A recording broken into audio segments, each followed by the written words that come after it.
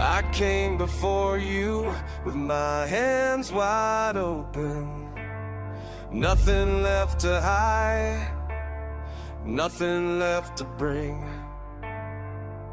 Just the weight of what I've done and the ache of who I've been.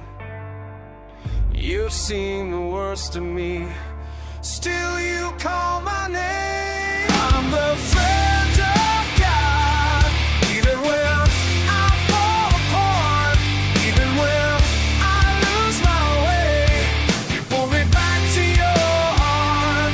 I'm the friend of God, not because I'm strong enough, but because you won't let go.